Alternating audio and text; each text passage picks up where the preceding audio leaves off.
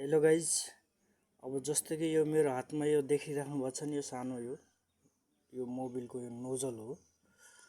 यो यो सानो कुरा चाहिँ यदि चाहिँ ब्लक भयो भने चाहिँ तपाईँको चाहिँ धेरै खर्च आउन सक्छ। र यो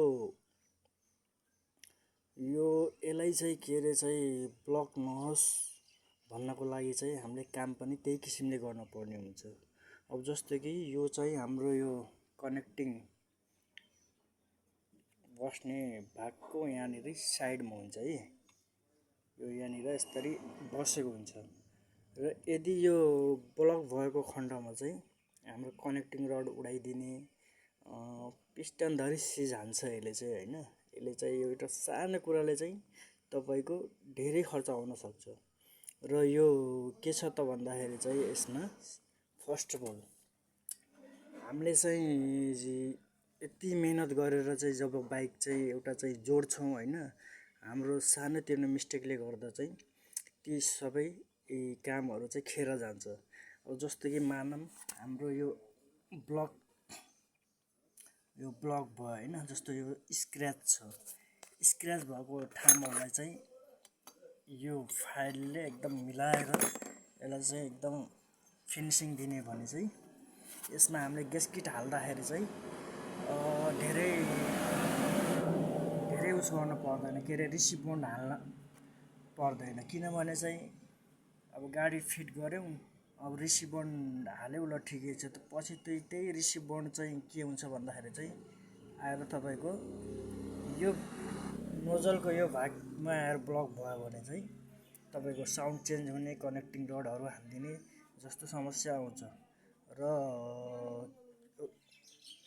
इन्जिन बान्दाखेरि चाहिँ जहिले पनि अब चाहिँ बर्दो चाहिँ हल्का ढिलो होस्, तर के अरे ग्यास्केट खुर्किने बेलामा धेरै साथीहरूले के गर्नुहुन्छ त भन्दाखेरि चाहिँ छिटोको लागि चाहिँ यसरी यो ट्याङ ट्याङ ट्याङ ट्याङ ट्याङ ट्याङ हानेर यो ग्यास्केट निकाल्नुहुन्छ क्या।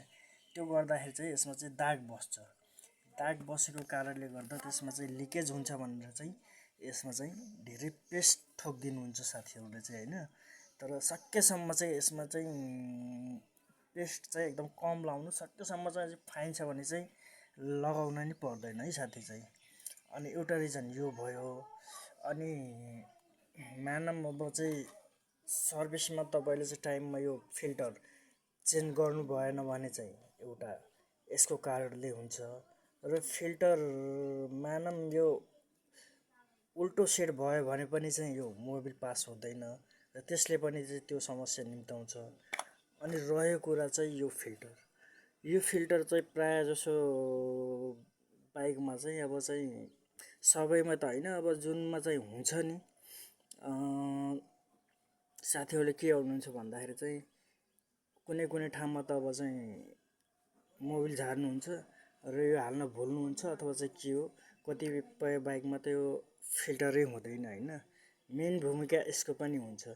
र यो मोबिल फिल्टर पनि उल्टो बस्यो भने चाहिँ मोबिल पास राम्रोसित हुँदैन। किनभने 8-10 वर्ष अगाडि चाहिँ मैले अब हाम्रै भाइहरूलाई चाहिँ अब त्यो मोबिल फेर्न लगाएँ, तर के भइदियो त भन्दा त्यो भाइहरूले चाहिँ यो यसरी घुसाउनु पर्ने ठाउँमा यसरी घुसाएर हालिदिएछन्, मोबिल पास भएन होइन। अनि त्यसमा चाहिँ चेक गर्दै गयो, सबै कुरा ओके छ, पम्प पनि मगाएर हालियो, तर पनि मोबिल पास भएन। लास्टमा चाहिँ यो खोलेर हेर्दा उल्टो रहेछ साथी चाहिँ होइन।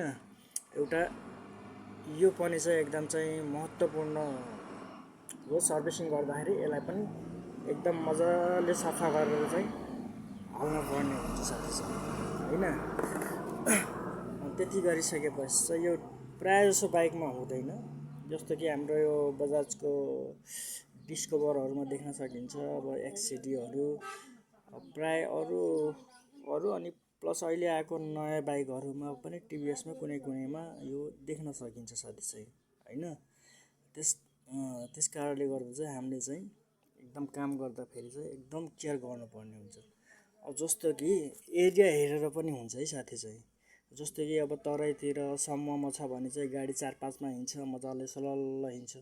यदि पहाडी बाटोमा छ भने चाहिँ हाम्रो के हुन्छ त भन्दाखेरि चाहिँ 1-2 हिँड्छ, अनि क्लच प्लेटहरू जाने, अनि सामानहरू चाहिँ घोट्टिने हुन्छ। अब जस्तो कि अब चाहिँ टाइममै मोबिल चाहिँ अब जस्तो कि तराईमा सम्म बाटोमा चाहिँ 2000-2500 गुडाउनुहुन्छ भने चाहिँ हाम्रो यतातिर के हुन्छ त भन्दाखेरि चाहिँ एक दुई हिँड्ने भएको कारणले गर्दा चाहिँ मोबिल चाहिँ छिटै नै चाहिँ यसको चाहिँ लुब्रिकेटहरू चाहिँ एकदम के छिटो नै अब चाहिँ एक्सपायर भइहाल्छ। अब तराईतिर के हुन्छ त भन्दाखेरि चाहिँ अब मजाले फुल गियरमा हिँड्छ, हल्का टाइपले हिँड्छ, त्यस कारणले गर्दा चाहिँ मोबिल चाहिँ अब 2000-2500सम्म चलाउँछन्। तर हाम्रो यतातिर चाहिँ एरिया हेरेर अब चाहिँ एक दुई बढी गुडाउन ठान्छ भने चाहिँ तपाईँले चाहिँ 1000-1200 1500 भन्दा माथि चाहिँ नकटाउनु होला साथी चाहिँ होइन। अब त्यसले के हुन्छ त भन्दाखेरि अब मोबिलको लुब्रिकेट त्यसको चाहिँ क्वालिटी घटिसकेको हुन्छ अनि त्यो भइसकेपछि चाहिँ यहाँ सामानहरू घोटिने हुन्छ होइन। अनि चाहिँ जस्तै कि अब क्लच प्लेटहरू भयो अथवा अरू कुराहरू चाहिँ हामीले चेन्ज गर्दाखेरि चाहिँ एकदम मजाले सफा गरेर चाहिँ यो गर्नुपर्ने हुन्छ। जस्तो कि चाहिँ एरिया हेरेर पनि चाहिँ काम पनि चाहिँ त्यही किसिमले चाहिँ गर्नुपर्ने हुन्छ साथी चाहिँ। अब जस्तो कि अब चाहिँ मानौँ न हाम्रो अब एक दुई हिँड्ने ठाउँमा के हुन्छ त भन्दाखेरि चाहिँ एकदम मोबिलको लुब्रिकेट एक त घटिसकेको हुन्छ अनि सामान घोटिन्छ, त्यही माथि चाहिँ अब चाहिँ हामीले चाहिँ अब टाइममा यो फिल्टर नहालिदिने, राम्रोसित सफा नगरिदिने भने चाहिँ हाम्रो यस्तो समस्याहरूसित फेस गर्नुपर्ने हुन्छ साथी चाहिँ। र यो सानो कुराले चाहिँ धेरै खर्च चाहिँ निकाल्न सक्छ साथी।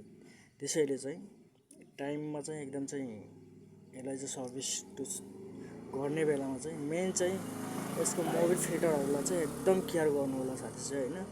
अनि सकेसम्म चाहिँ ऋषि बोर्ड पेस्ट हामीले युज गरिन्छ नि त्यसलाई चाहिँ सकेसम्म चाहिँ कम लगाउनु भयो भने चाहिँ यस्तो यो प्रब्लमहरूसित चाहिँ हामीले फेस गर्नु पर्दैन साथी। अब त्यही हो साथी चाहिँ। अब जस्तो कि अब देखाइहालेँ मैले अघि पनि यो सानो कुराहरूले चाहिँ अब चाहिँ हामीले चाहिँ पेस्ट धेरै हाल्नु पर्ने हुन्छ। यो पेस्ट चाहिँ के हुन्छ भन्दाखेरि चाहिँ इनकेस चाहिँ युज गरेर चाहिँ यहाँ गएर यो सानो होलमा ब्लक भइदिएपछि चाहिँ गाडी सकियो साथी चाहिँ। यही हो इन्फर्मेसन आजको। हस् त बाई।